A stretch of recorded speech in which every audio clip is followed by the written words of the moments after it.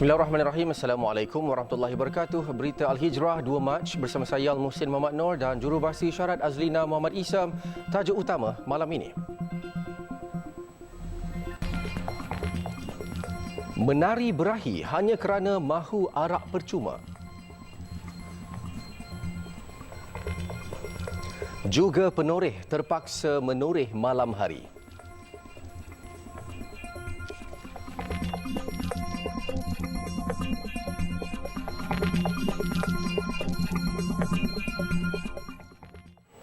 Jabatan Penjara Malaysia bersetuju melaksana pelepasan banduan secara berlesen atau PBSL pada tahun ini menerusi home detention atau tahanan rumah kepada banduan yang menjalani hukuman 4 tahun dan ke bawah. Menurut Menteri Dalam Negeri Datuk Seri Saifuddin Nasution Ismail, langkah itu sebagai usaha mengurangkan kesesakan di penjara dan juga penjimatan perbelanjaan di tirai besi. Maksudnya, kalau yang disabitkan kesalahan itu adalah warga mas atau orang kelainan upaya atau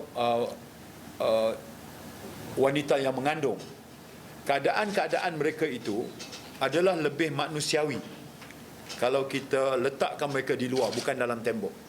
Dan untuk itu mereka boleh kita pasangkan gadget yang untuk kita laksanakan home detention ini. Ketika ini jelas beliau pihaknya sedang melakukan penelitian segera terhadap peruntukan undang-undang sama ada melakukan pindaan terhadap akta sedia ada, menggubal undang-undang baru atau sekadar melakukan semakan terhadap peraturan sedia ada. Beliau berkata demikian pada sidang media selepas mewakili Timbalan Perdana Menteri Datuk Seri Fadilah Yusof merasmikan sambutan Majlis Hari Penjara ke-234 di Penjara Puncak Borneo di Kuching. Pada majlis ini, Penjara Sarawak diumumkan sebagai institusi penjara paling selesa dan kondusif di negara ini bagi tahun lalu, melebihi piawaian antarabangsa. Bagi setiap 100,000 penduduk, standard antarabangsa adalah 145 penghuni. Namun di Sarawak, tahap pemenjaraannya adalah 119.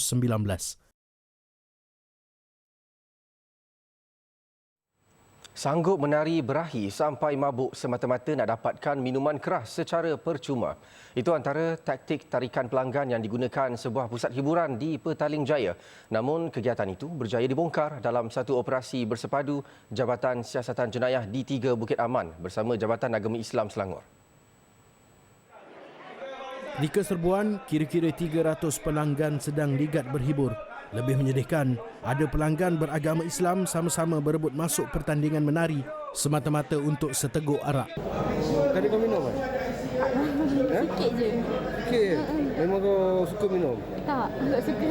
Ketua Penolong Pengarah D3 Bukit Aman, Senior Assistant Commissioner Sofian Santong berkata, serbuan itu turut menahan seorang pemilik premis, 2 pekerja serta 2 pelanggan pendatang asing tanpa izin. Operasi disertai Ketua Unit TIP SOM D3 Bukit Aman, DSP Basiron Abdul Karim, bermula jam 1 pagi disertai 4 pegawai dan 16 anggota dari PDRM, manakala 25 pegawai dan anggota dari JAIS. Hasil semakan mendapati pusat hiburan itu beroperasi tanpa lesen sah dan buka premis lebih masa iaitu bermula jam 9 hingga 6 pagi. Lebih memalukan, kebanyakan pengunjung adalah beragama Islam. Mereka turut menawarkan minuman keras yang tidak sah cukai. Kesemua tangkapan dan mangsa serta barang rampasan dibawa ke IPD Petaling Jaya untuk tindakan lanjut. Kes disiasat mengikut Seksyen 76 Akta Eksais, Seksyen 6-1-C dan Seksyen 6-1 Enakmen Hiburan dan Tempat Hiburan Negeri Selangor 1995. Sepasang suami isteri ditemui rentung setelah bengkel yang juga rumah mereka musnah dalam satu kebakaran awal pagi tadi di Kuching. Menurut Ketua Operasi Bomba dan Penyelamat Sarawak, Henry Ardimansyah, pasangan yang juga pemilik bengkel itu dikenal pasti sebagai Chin Ah John, 70 tahun dan isterinya Lim Gek Hiu, 60 tahun. Pihak bomba telah menerima satu kebakaran bengkel beralamat di Yong Hock Garage, Batu 4.5 Kuching. Panggilan telah diterima pada jam lebih kurang 4:01 pagi tadi dan kita telah arahkan 2 pasukan bomba terdiri daripada Balai Bomba Batu Lintang dan juga Tabun Jaya hadir ke lokasi. Seramai lebih kurang 18 orang pegawai dan anggota hadir di sana bagi kerja-kerja pemadaman kebakaran. Kebakaran itu melibatkan korban 2 jiwa dan juga 12 kenderaan termasuk harta yang lain musnah. Kebakaran 100%. Pada mulanya pasukan bomber berhadapan sedikit kesukaran untuk operasi menyelamat. Berikutan arus elektrik masih aktif selain hujan lebat yang mendedahkan pasukan kepada risiko renjatan elektrik. Pun begitu, pasukan kemudiannya berjaya mengawal kebakaran tidak lama kemudian sebelum gerakan mencari mangsa yang terperangkap dilakukan. Mangsa pertama ditemui di ruang tamu, manakala mangsa kedua di dalam bilik tidur sekitar jam 6.15 pagi. Kedua-dua mangsa kemudian diserahkan kepada pihak polis untuk tindakan lanjut, manakala punca kejadian masih dalam siasatan. Cuaca panas yang melanda negeri Kedah ketika ini memaksa kira-kira 70 penduduk di Felda Lakar Selatan dekat Bukit Kayu Hitam mencari alternatif menoreh pada waktu malam. Tindakan itu terpaksa dibuat kerana tidak tahan dengan bahang panas pada waktu siang yang mana suhu boleh mencecah sehingga 40 darjah Celsius. Menurut pengurusi Biro Ladang Felda Lakar Selatan Muhammad Jamil Shahbidin, cuaca panas yang semakin mencengkam menyebabkan penoreh hanya boleh menoreh bermula jam 7 hingga 9 pagi sahaja. Kerana jika melangkaui waktu itu, hasil berkurangan kerana susu getah akan kering. Katanya lebih 90% penoreh di Felda ini keluar menoreh pada waktu malam kerana cuaca lebih sejuk. Sebab keadaan siang tu terlalu panas kan. Maklumlah musim sekarang ni panas kuat dan hasil getah pun kalau motong malam ni dia adalah sikit. Kalau siang kita motong hanya 2 jam saja dia boleh nitik. Kalau malam ni boleh pergi sampai 3, 4, 5 jam. Sebab tu kami semua masyarakat di Felda ni semua motong sebelah malam. Paling awal pun kami mai ada yang pukul 8, ada yang lewat pukul 4 pagi lah. Sampai pukul 4 pagi lah. Ya, sampai subuh. Azan subuh kami balik. Seorang lagi penoreh, Muhammad Nur Hamid, berkata dia biasanya akan keluar menoreh bersama 2 rakannya selepas waktu isyak hingga awal pagi. Katanya kelebihan menoreh pada waktu malam hasil pengeluaran susu getah melebihi dari jumlah biasa pada siang hari dan ini dibuktikan apabila memperoleh hasil getah melebihi 1 tan pada bulan lalu. Siang ni memanglah dia panas kan, memanglah dia panas lama kuat lah ni. Kita buat kerja pun kadang-kadang kita kena montir baik. Saya main kalau siang main pukul 7.30 mula pukul 9 kena montir lah. Pula pun susu dia tak mau turun lah. Dia dekat pukul 10 katanya. Siang. Kalau malam ni lejak lah sikit. Dia sejuk kan. Namun sebaliknya risiko tetap ada iaitu ancaman daripada binatang berbisa seperti ular, biawak dan serangga seperti tebuan dan lebah. Menurut Rodi Mak Rojab, dia dan rakan-rakan telah membuat persediaan rapi dengan memakai kasut boot menoreh dan memasang lampu suluh bagi menerangi kawasan kebun getah. Kita ni menoreh getah, kita perlu pastikanlah keselamatan kita ni terjaga elok lah. Contoh dia kasut boot, lampu yang sesuai dan kebun kita seboleh-bolehnya dipastikan bersih lah daripada hutan-hutan, semua tu. InsyaAllah kalau kita jaga semua tu, InsyaAllah selamatlah kita.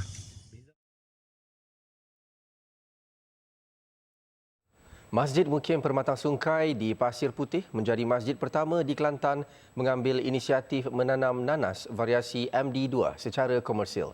Ia menerusi koperasi untuk menjana pendapatan karya dan menampung perbelanjaan masjid.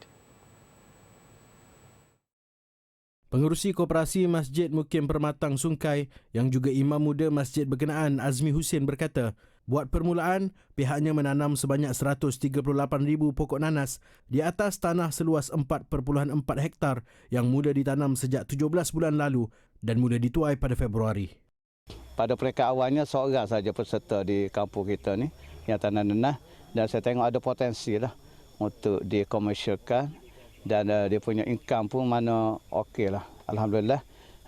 Hasil daripada tu terdetik lah di hati saya untuk kita, why not kita memperbesarkan lagi tanaman nanas. Kalau kita tengok di kampung Permatang Sungkai sendiri ni pun banyak tanah-tanah yang terbiar, yang kosong. Jadi kita ambil inisiatif, kita tubuhkan satu koperasi di bawah masjid, koperasi Masjid Mukti Perkhidmatan Sungai Berhad, dan alhamdulillah kita memperbesarkan, memperluaskan tanaman nanah ni. Projek yang diusahakan 13 peserta itu dijangka dapat mengutip hasil sebanyak 280 metrik tan dengan jumlah lebih 1.6 juta ringgit nilai pasaran bagi satu musim penanaman. Sementara itu, Pengarah Lembaga Perindustrian Nanas Kelantan dan Wilayah Timur, Muhammad Zamani Abdul Ghani berkata, pihaknya sentiasa bersedia untuk memberi bantuan dan bimbingan kepada mana-mana pihak yang berminat untuk menceburi bidang penanaman nanas, memandangkan ia berpotensi tinggi untuk dikomersialkan. Kita panggil program kebitaraan. Program kebitaraan ni maknanya kita bagi one off lah, maknanya sekali bagi ya. Sekali bagi itu dalam bentuk benih, baja, peralatan lain lah, plastik, sungkupan tu, silver sign. Lepas tu lain-lain lah, kereta sorong. Itu je lah. Nilai dia pun tak besar sebab ini untuk pemula je. Keluasan keseluruhan tanaman nanas di Kelantan adalah 160 hektar yang membabitkan tanah di Bacok, Pasir Putih, Kuala Kerai, Tanah Merah, Jeli dan Rantau Panjang yang membabitkan lebih 200 peserta dengan nilai tuaian lebih 9,600 tan metrik untuk satu musim.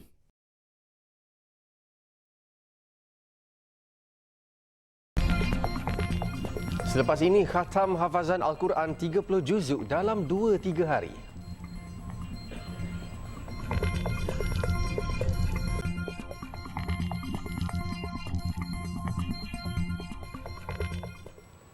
Alhamdulillah, bertemu lagi. Skim perumahan madani akan diwujud untuk membangunkan 2,500 unit rumah mampu milik atas tanah Rizab Melayu dalam kadar segera bagi menjamin kesejahteraan kaum itu di bandar. Perdana Menteri Datuk Seri Anwar Ibrahim berkata kerajaan juga akan memastikan pemilikan sejumlah 200 ekar tanah kerajaan termasuk 50 ekar tanah di bandar Malaysia kekal dimiliki orang Melayu. Sudah sedar bahawa kerajaan telah mengambil alih bandar Malaysia di tengah kota Kuala Lumpur. Saya telah memutuskan supaya sebahagian dari tanah bandar Malaysia itu 50 ekar kekal dimiliki orang Melayu sebagai tanah Rizab Melayu. Maknanya di pusat bandar yang strategik kita tetapkan kawasan milik Melayu dengan maksud dalam tempoh 1 tahun jumlah ini, dan di kawasan-kawasan strategik bandar dan pembangunan baru ditambah menjadi 200 ekar tanah kerajaan yang dijadikan milik tanah Rizab Melayu di kawasan bandar. Beliau berkata demikian ketika berucap pada penutup Kongres Ekonomi Bumiputra KEB di Pusat Konvensyen Antarabangsa Putrajaya PICC siang tadi. Jelas Datuk Seri Anwar, tindakan itu bagi menjamin ketersediaan perumahan mampu milik untuk Melayu supaya kekal di kawasan pusat bandar. Untuk itu, Pelaburan Hartanah Berhad PHB dan Permodalan Nasional Berhad PNB diamanahkan untuk menerajui dan memacu pembangunan komersial di tanah-tanah Rizab Melayu. Tambahnya, masalah tanah Rizab Melayu harus dimanfaatkan dan dibangunkan. Beliau mengambil contoh pembangunan Hospital Pakar KPJ atas tanah Rizab Melayu di Sungai Penchala oleh Pelaburan Hartanah Berhad yang disifatkannya sebagai satu usaha yang amat baik.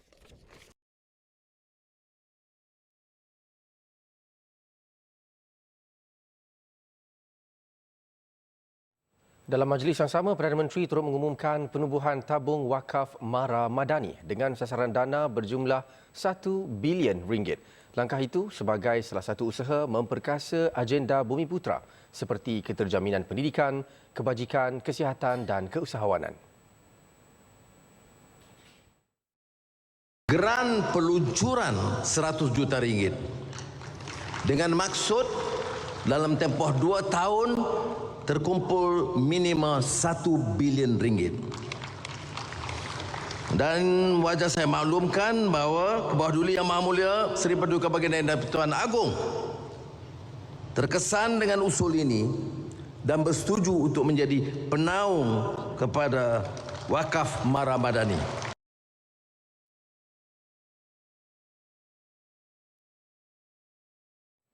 Pemuzik sohor British Yusuf Islam membuat penampilan khas sebagai penceramah pada Majlis Syarahan Madani semalam di Seri Perdana Kediaman Rasmi Perdana Menteri Datuk Seri Anwar Ibrahim. Beliau yang sebelum ini dikenali sebagai Cat Stevens menceritakan perjalanan hidupnya mencari ilmu Islam bagi mendalami prinsip agama suci ini. Dalam ceramah beliau, Yusuf turut berkongsi pengalaman bergelut menepis prejudis masyarakat barat dan kemudiannya mendapat ketenangan melalui ayat suci Al-Quran. Di sebalik cabaran Islam masa kini, beliau menegaskan prinsip Islam kekal relevan termasuk mengenai perlindungan hak asasi manusia. Terdahulu, Datuk Seri Anwar dalam ucapannya memuji Yusuf sebagai da'i yang memperjuang keamanan dan menggunakan strategi dakwah bertukar-tukar pandangan bagi menyampaikan mesej Islam. Tambahnya, Majlis Syarahan Madani akan diteruskan dengan penceramah jemputan dalam dan luar negara. Selain Yusuf, Perdana Menteri turut membawa ulama Gambia, Syekh Muhammad Haidar Al-Jilani dalam majlis tersebut. Turut hadir Menteri di Jabatan Perdana Menteri Hal Ehwal Agama, Datuk Dr. Muhammad Naim Mukhtar.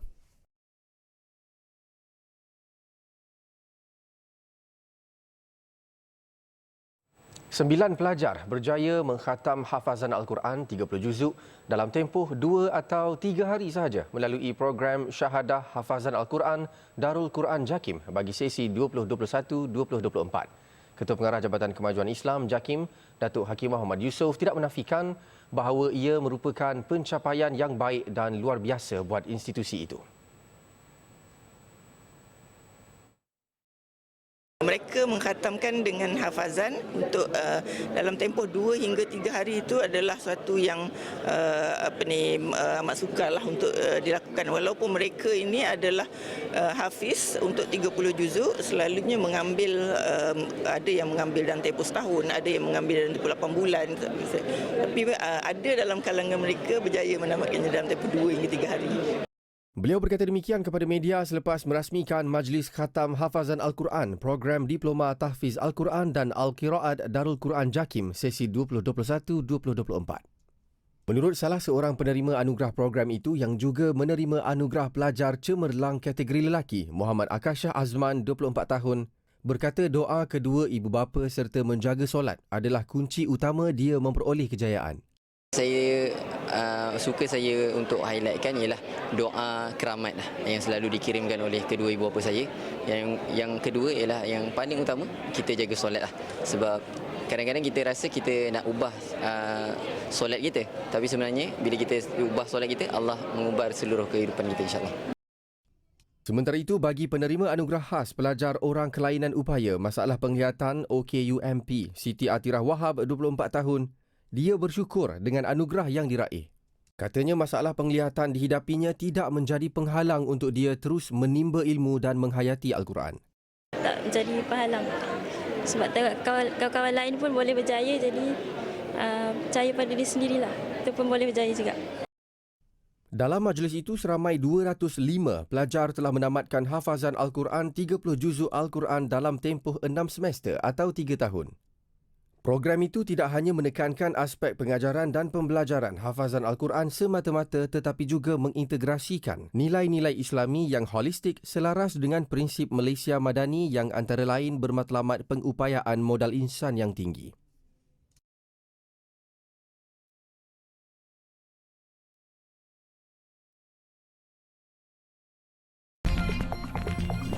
Seketika nanti, pasukan PBB berjaya masuk utara Gaza.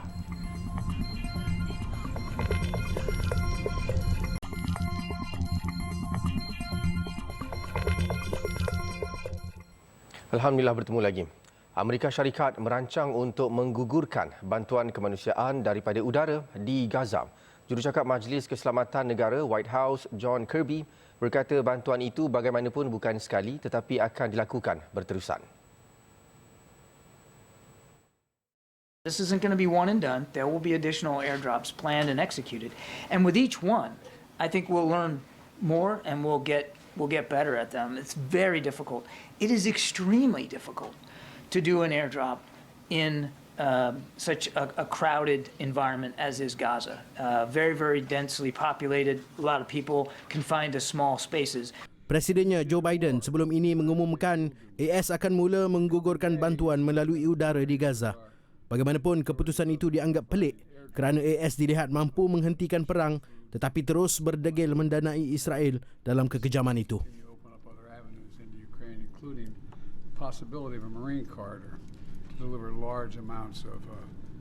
Sehari selepas Israel melakukan pembunuhan beramai-ramai penduduk Gaza yang cuba mendapatkan tepung dari konvoi bantuan, pasukan PBB berjaya menembusi Gaza Utara dan melawat Hospital Shifa untuk menghantar ubat-ubatan, makanan dan bahan api. Lawatan itu merupakan yang pertama selepas lebih seminggu kawasan itu terputus bantuan kemanusiaan.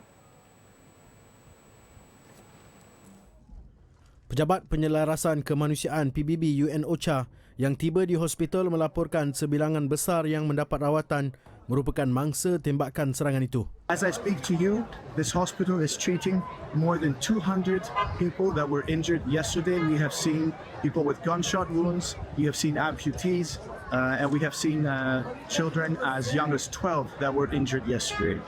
These events cannot be allowed to go on.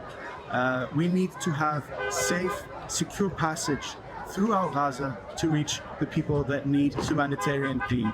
Pasukan PBB turut menggesa pembukaan semua sempadan ke Gaza bagi membawa masuk bantuan makanan, air, peralatan perubatan dan perkhidmatan khas. Hospital Al-Shifa menerima 700 mangsa serangan kejam IDF itu. 200 daripadanya telah dimasukkan ke hospital. Israel melakukan jenayah perang dengan membunuh 115 penduduk Gaza yang cuba mendapatkan bantuan. Gaza Utara sukar diakses dan terputus bantuan selepas tentera Zionis menghalau penduduk Gaza ke Rafah di bahagian selatan.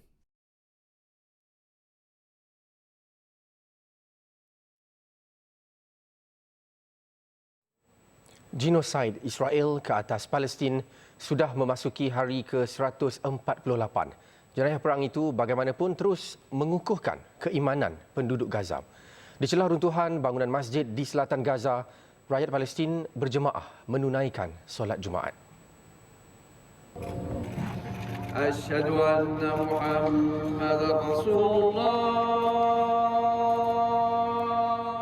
Tanpa menghiraukan keselamatan dari serangan tentera Yahudi Israel, ratusan penduduk Rafah mengunjungi sisa runtuhan Masjid Al-Faruq untuk menunaikan kewajipan Jumaat. Dalam keadaan tidak sempurna, penduduk Gaza kekal setia mendengar khutbah yang disampaikan penuh semangat perjuangan.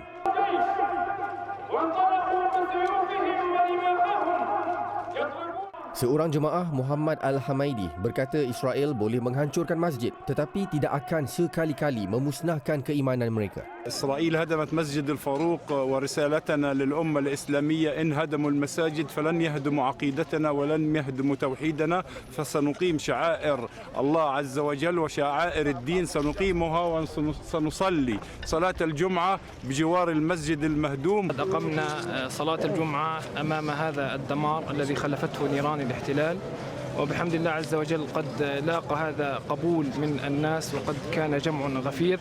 Sejak jenayah perang Israel Oktober tahun lalu, 144 masjid di Gaza telah hancur di bedil IDF.